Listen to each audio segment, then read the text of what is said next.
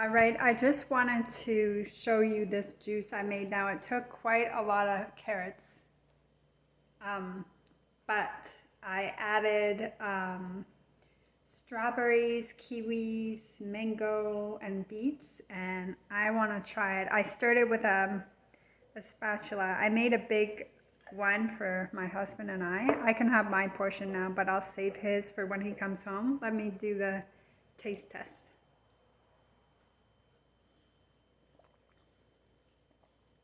Okay, it tastes really dominant in carrots, unfortunately.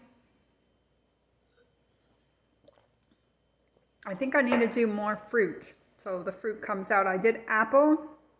I did, I think 3 kiwis. I did half a mango and some strawberries. And the only thing I can taste is carrots and beets, which is too bad because those are such special fruits. I did buy a pear too, but it's not ripe yet.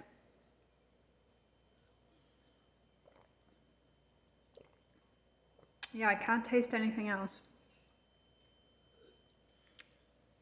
Oh, that's too bad. I wanted it to be like really special and fruity and like different than just carrot and beets. But I guess I need a lot more fruit. You know what? I could add fruit to it. That's what I could do to make it like fruity. I have half a pack of strawberries left and I have some kiwi. Maybe I'll add kiwi and I also have pineapple. So for sure, like as soon as I started juicing, oh my gosh, it's like I'm breathing in just this clean oxygen and then I'm craving really, really healthy foods. It's like when you eat healthy, you want healthy. When you eat junk, you want junk.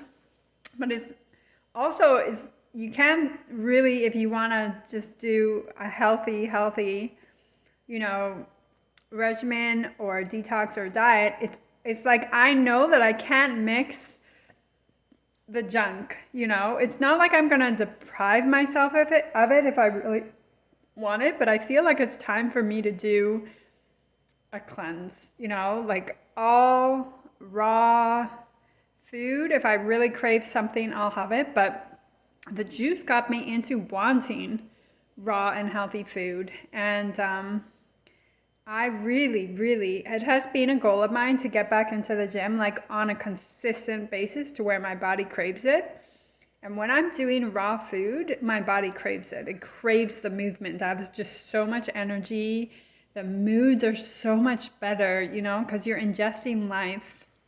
And again, like I don't believe in regimenting anybody. My husband eats like what he wants. I'm not going to tell him you can't eat this, you can't eat that, but I am going to tell him what's healthier.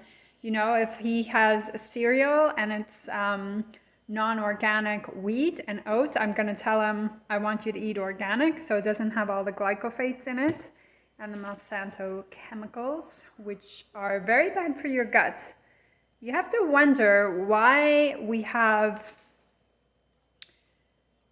substances that are bad for people's gut. To me, that seems like it's kind of contrived, you know, because if someone doesn't have a healthy gut, like it upsets everything. So you have to wonder about stuff like that. And then I was watching a video of this lady who puts SPF on. So today I did this. This is a natural SPF. I think it's the zinc oxide.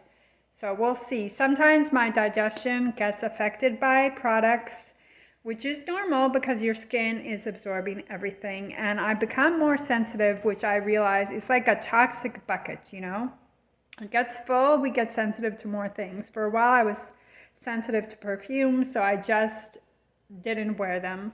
When I get really sensitive, I also eliminate wheat because that's a harder grain to digest. I thank God I don't have gluten problems. I do have organic wheat. I'm not perfect. Sometimes I'll have, for example, a frozen Trader Joe's meal and it doesn't have organic.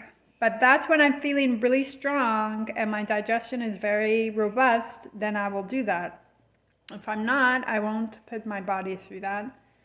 So the juice, I know it's healthy and it looks beautiful and radiant, but I want it more fruity.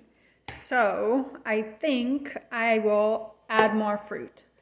And that's it. another video for today. I hope you are well. I hope you are blessed with healthy relationships. And when we have our challenges, it's because God wanted us to grow. And it really makes me think, thank God now I have a wonderful, blessed, upstanding husband who really does his best. And also I read a woman had posted that women really reflect deep for the man. So the man instinctively chooses the woman who's going to take care of his soul, but if he's not ready to self-reflect and really see himself, he's going to reject the woman. He's going to walk away, or he's going to not be so nice because he's not ready to see inwardly. Like women, we mirror the man. So if the man's in a bad mood, we cannot help it. We're absorbing it. If the man's loving, then our hearts are open. So it's really a role for a man to play at the leadership, the leadership of the moods of the home and the moods of the home and family and wife and everything. It's a big responsibility. And I had learned that recently from a video, that the woman mirrors the moods of the man, the internal of the man. So I told my husband, I'm like, that's a big role to play. And then it's important to be honest, how we feel or how something's making us feel. Just we tell our spouses, so we can be honest. But a spouse or a man that's not ready to be honest and not ready to see his inner reflection, positive things, challenges, we all have things to work on. He's gonna be abusive and unkind to the woman. And thank God my husband is wonderful to me. But there was a time where I was in not so good relationships.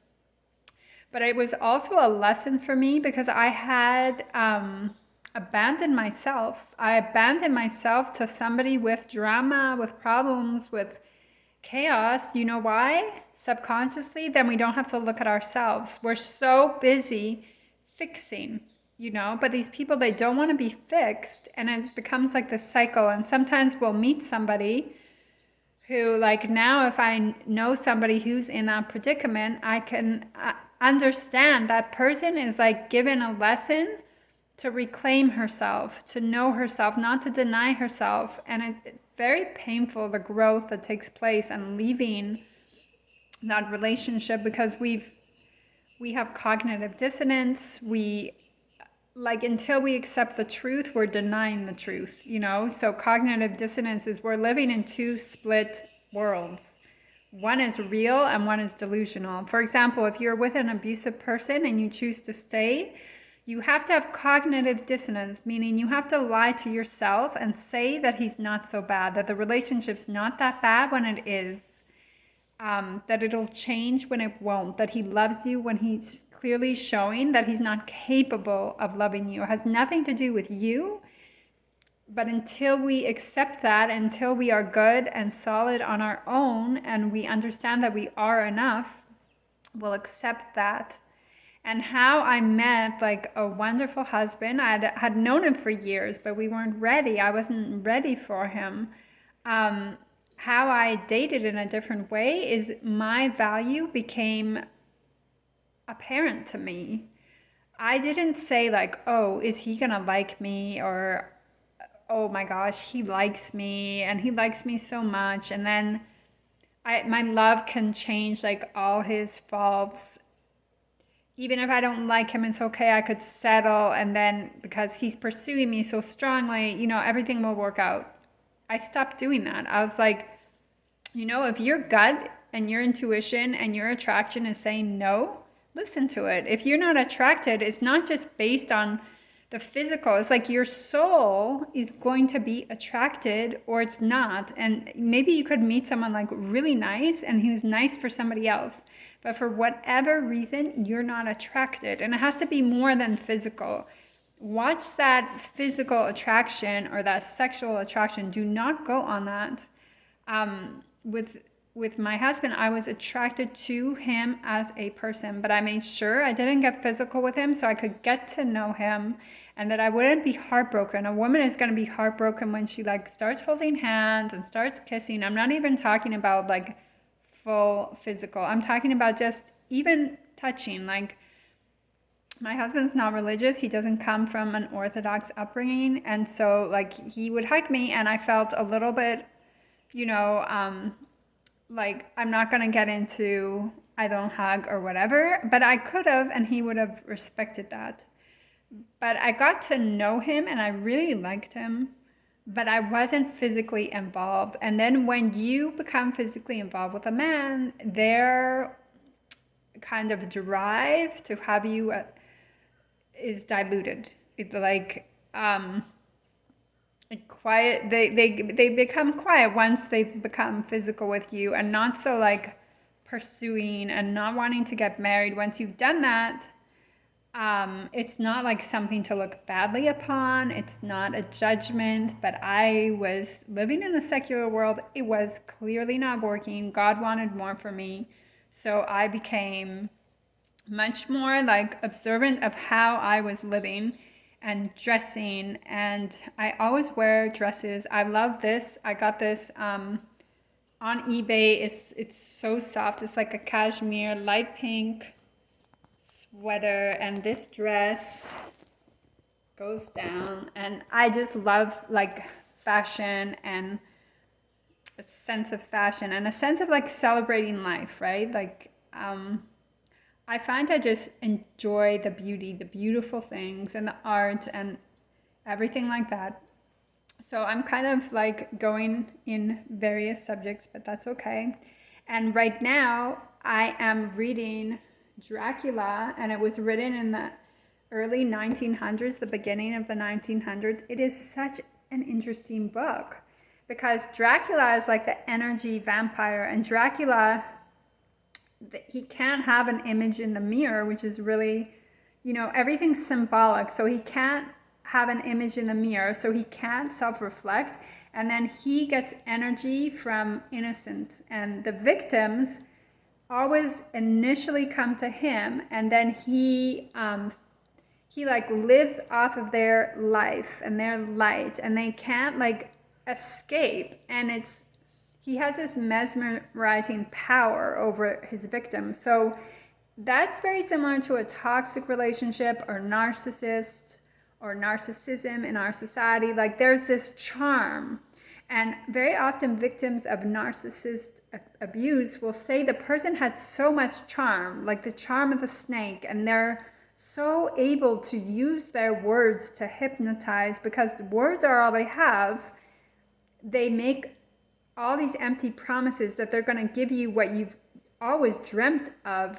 And you'll notice if you have the misfortune of being in a toxic relationship that these promises never come true. It's just talk. And the vampire actually grows younger. And it's just an amazing book. And I'm on almost page 400. I feel great about that. And I have 100 pages to go. And then there's it's kind of like analysis by different people at the end. And celebrating the Sabbath, where I turn everything off, enables me to read again. And in my community, they're going to build like a 50,000 square foot library. I cannot wait. I am so excited. But yeah, this is a very divergent topic. But I'll end it there. And I hope you are well and happy and healthy. Be good. Well, don't be good. I don't know why I said that. Be well. All right. Bye-bye.